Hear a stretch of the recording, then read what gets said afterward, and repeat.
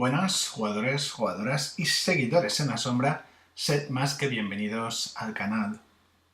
Continuamos con una sección habitual del canal, la sección Homebrew, que probablemente sea de las más seguidas dentro de lo que es la temática de este canal de YouTube.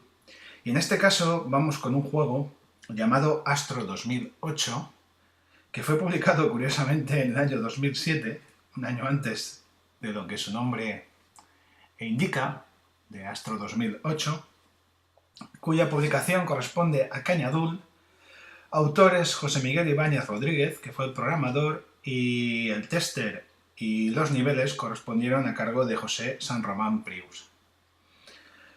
Bueno, este juego voy a comentaros un poco en qué consiste, y es que somos un astronauta que estamos perdidos en un planeta X y a través de 25 niveles o pantallas debemos escapar del planeta. Para ello tenemos que recoger una serie de objetos que a su vez tenemos que utilizarlos sabiamente, encontrar una llave para abrir una salida y solo podemos llevar un objeto. No os abruméis, que es muy sencillo. Esto es por alargar un poco más la trama. Se trata de un juego de lógica, un juego de puzzles y que es tremendamente adictivo. Bueno, la pantalla de presentación, muy parca, eso sí. El juego no tiene sonido in-game ni ninguna melodía tampoco en esta pantalla de menús. Sí que tiene, como estáis viendo, juego nuevo. Podéis ir a cualquier nivel, es una cosa interesante ya que tiene passwords para poder intentar superar el nivel, como siempre digo, que estáis atrancados o no os sale. Y teclado y joystick. Bueno, voy a jugar una nueva partida. Vamos allá. Bueno, como he dicho, pantalla estática y las teclas son QA, teclas bastante clásicas, izquierda, derecha, NM, luego tenemos la tecla C que activa el cohete, la tecla E, la tecla de acción, y después tenemos la tecla L para reiniciar el nivel, o la tecla I si queremos subir un nivel. No sé, tiene cositas interesantes.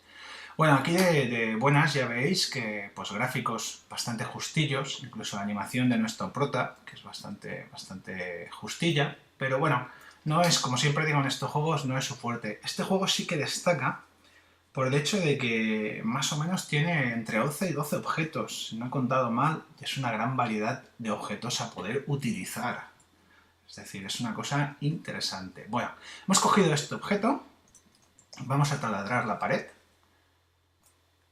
subimos, vamos a coger, esto es el cohete, lo hemos cogido, bajamos, vamos a ver, ahora tenemos que coger la llave que está aquí arriba, a la izquierda, para ello activamos el cohete, que dura un tiempo limitado, y veis arriba la barra de duración, se ha terminado el cohete, cogemos el otro cohete, ya veis, insisto, solo podéis llevar un objeto. Vamos a subir arriba, activamos nuevamente el cohete, rápidamente venimos hasta aquí, cogemos esta especie de taladro de pared, damos un salto, accionamos, perfecto, y pasamos a este lado. Cuando he cogido la llave, habéis visto que, no lo he comentado, que se ha abierto la puerta de salida, y ya podemos coger este objeto, pero carece de utilidad, simplemente bajamos y avanzamos al siguiente nivel. Aquí tenéis el password para poder jugar al nivel 2, sin tener que pasar por el 1. Bueno, un poco más compleja esta pantalla, pero tampoco mucho. Vamos a subir. A mí hay algunos movimientos que me parecen un poco, la verdad, un poco complejos, pero bueno. Cogemos, esta es una especie de taladro del suelo. Este suelo ya nos indica de estar de una forma diferente, que se puede taladrar. Entonces, si lo taladramos aquí, vais a verlo, voy a caer aquí encima. Y voy a caer aquí encima y voy a morir. Fijaros, ¿habéis visto? Entonces, repetimos, saltamos, cogemos y hacemos el agujero, lo hacemos aquí, en este lado, para así poder salir por aquí, por el lateral. Bueno, ahora vamos a saltar, ¿Veis? Fijaros, aquí estaba a la derecha y a veces resulta un poco complejo los movimientos de nuestro personaje, pero bueno.